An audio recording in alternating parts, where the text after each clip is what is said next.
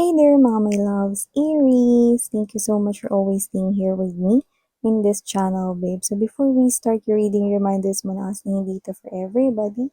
So just pick up only the messages you think are for you.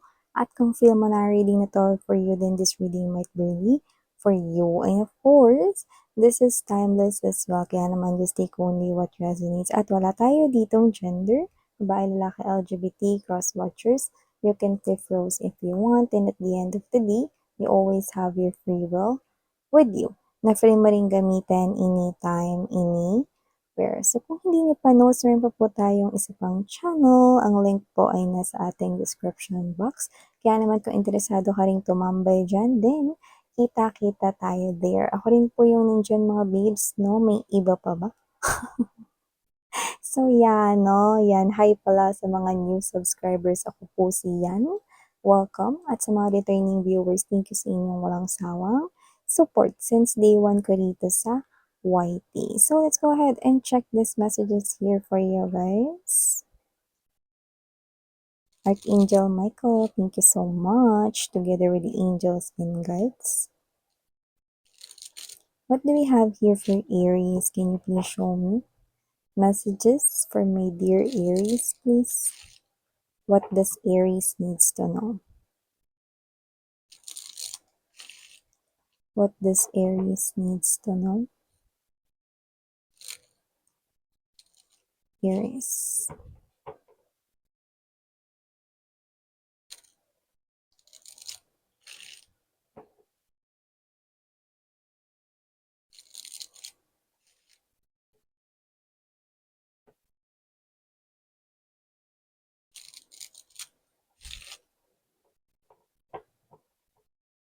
Okay, so let's go ahead and check these messages for my dear Aries people. But let me do the honor first ng pag-lay ng ating energy sa table before we start talking.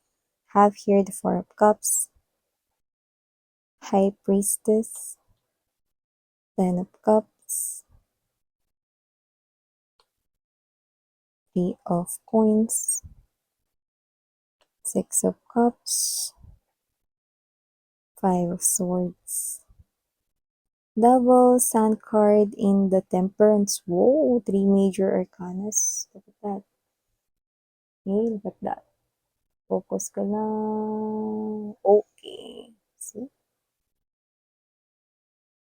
Bottom of the deck, Star, Eight of Coins energy, and the Queen of Wands.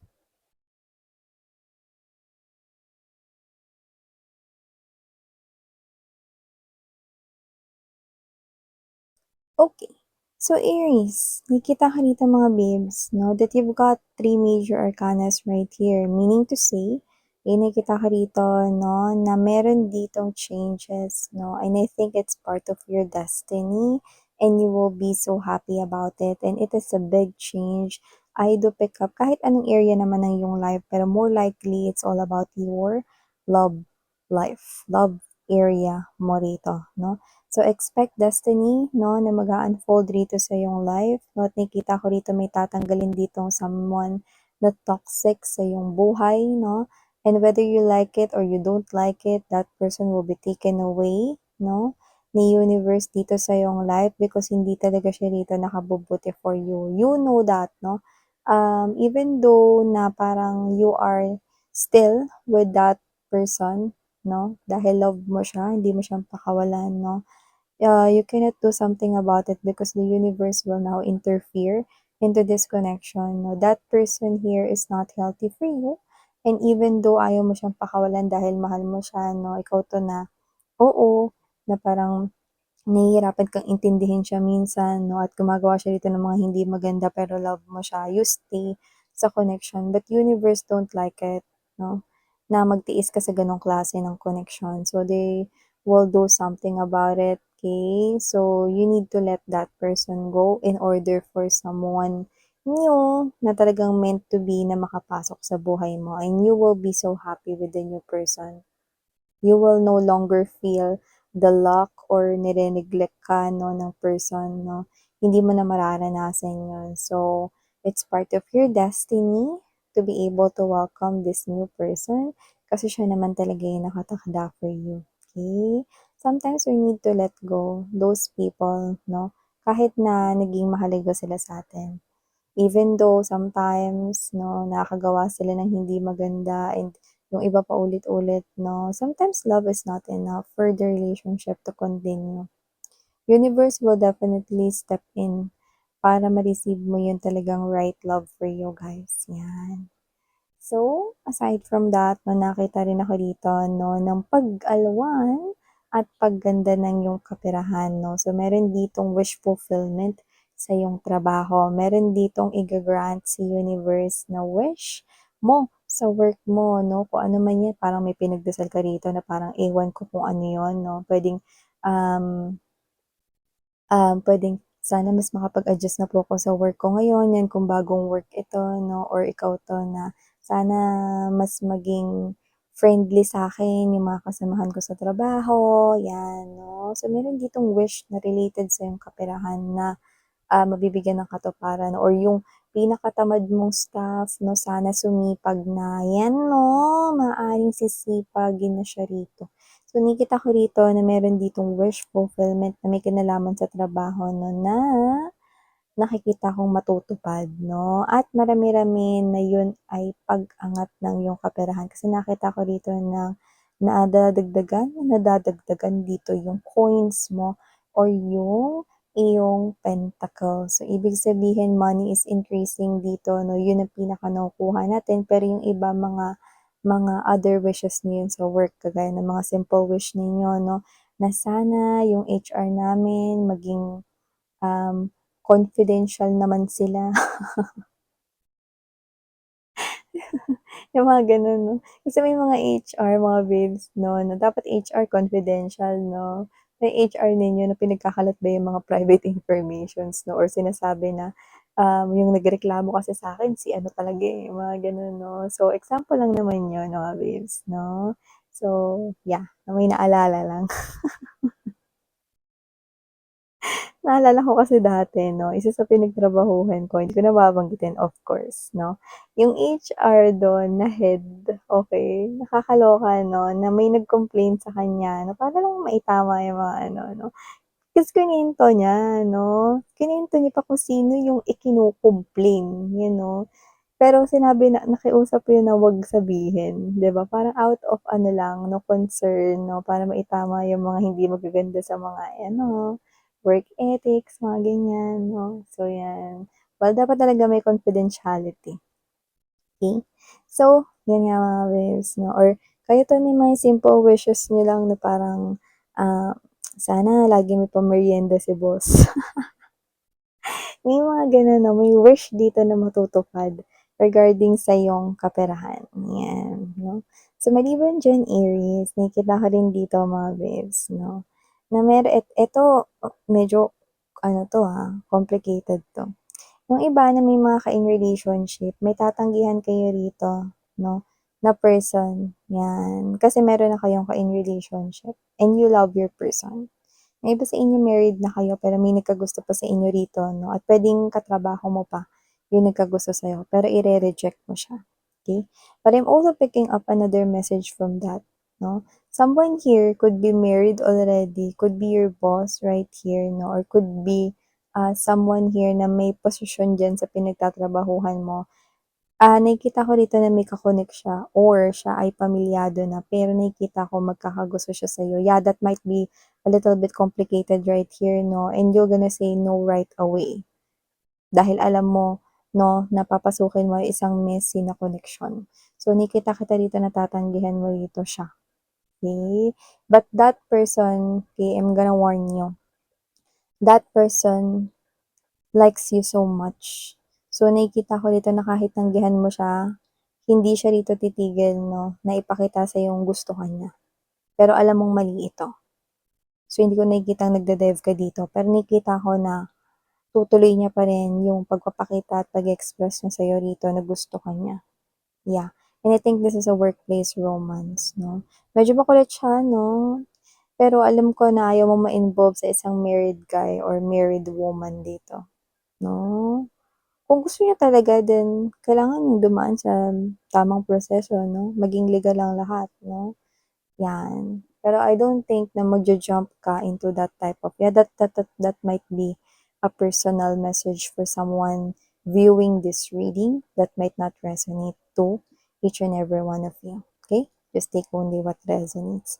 So, aside from that, yes, yun pa naman may gusto ng complicated na relationship 'no.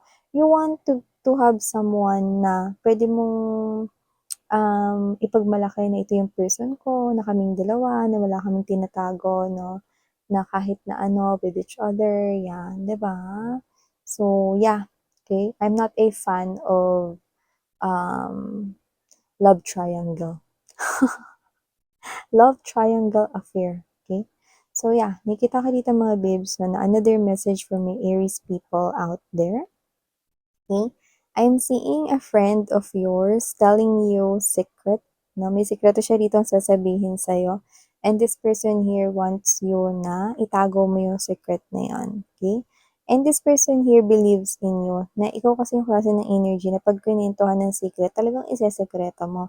Never mo sasabihin dun sa iba niyo pang friends. So, kung ano man yung sikretong sasabihin niya sa inyo, I think it is involved his or her either family issues or love life, 'yan 'no, dalawa. Puwedeng both 'yan 'no, na sabihin niya sa'yo rito 'no, and it is something here na niya as somewhat serious. So, ibig sabihin importante yung sasabihin niya sa'yo at 'wag mo daw ito sanang sabihin sa iba pang kakilala ninyo, 'yan 'no. So, ibig sabihin nagtitiwala 'tong person na 'to sa'yo, so baka tinuturing ka niya na kanyang best friend or tinuturing ka niya rito na isa sa mga pinagkakatiwalaan niya 'no, na taong kilala niya, 'yan 'no. So maliban diyan nakita ko rito na yung iba ba sa inyo, yung family ninyo may pinaglalaban ba dito, lupa, bahay, or may pinaglalapang karapatan or maybe meron diyan na court cases or may documents related 'no, na parang inaasikaso yung family member mo or could be your mom or your dad. Nakikita ko rito 'no, na mananalo kayo if it is a court cases or mapupunta sa inyo yung favor, yun yung nakikita ko rito 'no. So this is a call for celebration right here, ayan 'no, or kung ito man, agawan 'no, sa lupa nakikita ko rito 'no, na ang favor ay mapupunta sa inyong side 'no, kung yun man yun. That might be very specific for someone viewing this 'no. But generally nakikita ko rito 'no, that your family issues will be fixed kung meron mang problema sa loob ng family. At nakikita ko rito na siyempre normal lang naman sa pamilya na minsan may misunderstanding 'no. Alam mo naman sa family sometimes love, hate, aso't pusa ganyan 'no. Pero at the end of the day family pa rin 'no. 'Di ba yung, kapatid mo 'no, nakaaway mo nung isang araw 'no, tapos pagdating ng gabi 'no, parehas kayong tumatawa kasi nanonood kayo ng comedy movie sa sala, parang gano'n lang, 'di ba?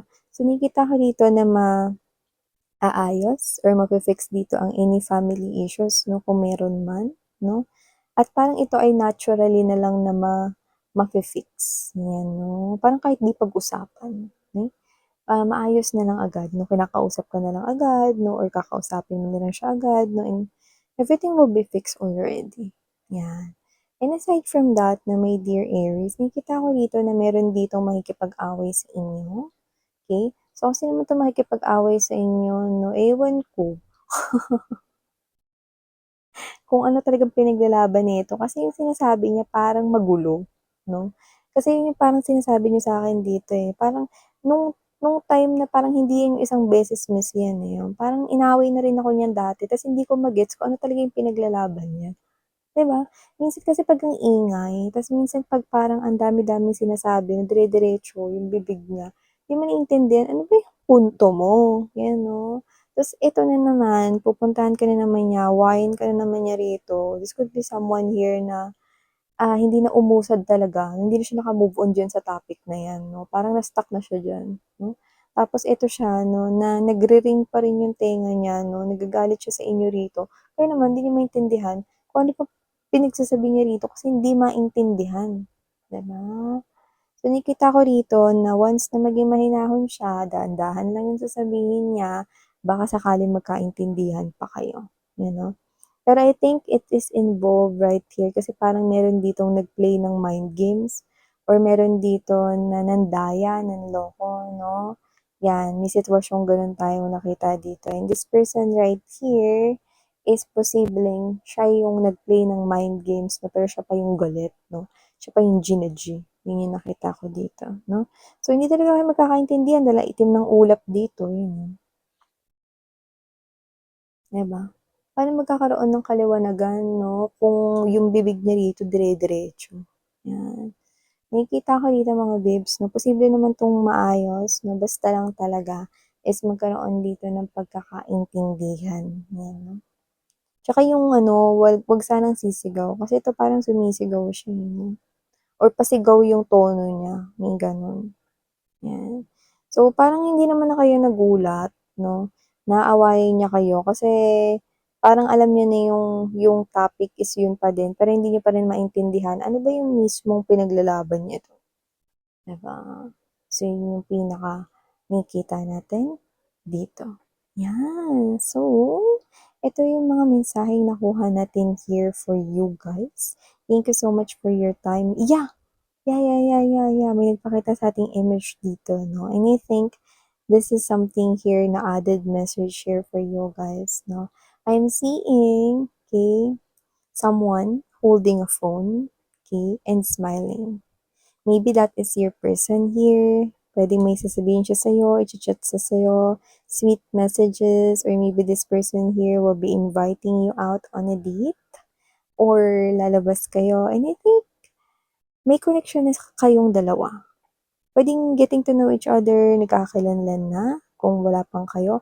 Pero yung iba boyfriend, girlfriend niyo yan 'no, maisipan na lang dito bigla na makipagkita sa'yo or susunduin ka niya 'no, or, magde-date kayo biglaan 'no, and nakikita ko dito 'no, na this person here could be yun yung sasabihin niya sa'yo. That's why he or she is smiling.